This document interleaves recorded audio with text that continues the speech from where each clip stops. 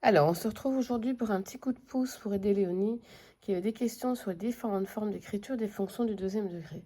Alors, une des formes d'écriture qu'on rencontre très souvent en quatrième secondaire, c'est la forme trinôme. Donc, on écrit la fonction sous la forme f de x égale ax carré plus bx plus c. Les a, les b, les c sont des nombres réels, a bien sûr et non nuls, afin de garder un terme du deuxième degré. Sous cette forme, on va calculer le delta, b carré moins 4ac, car éventuellement, il peut nous permettre de trouver certains éléments de la fonction. En tout cas, qu'est-ce qu'on voit directement dans cette forme d'écriture? On voit directement le petit c, qui correspond à l'image de 0, donc qui est l'ordonnée à l'origine, et on voit le a, donc on connaît son signe, et donc on peut dire si la parabole, la fonction, le graphe de la fonction, a une concavité tournée vers le haut ou vers le bas.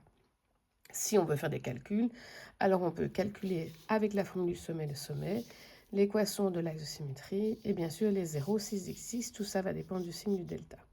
Autre forme d'écriture qu'on avait déjà rencontrée précédemment, c'est la forme canonique, où on voit ici x moins alpha dans la parenthèse, plus bêta en dehors, le alpha correspondant à moins b sur 2a et le bêta correspondant à moins delta sur 4a.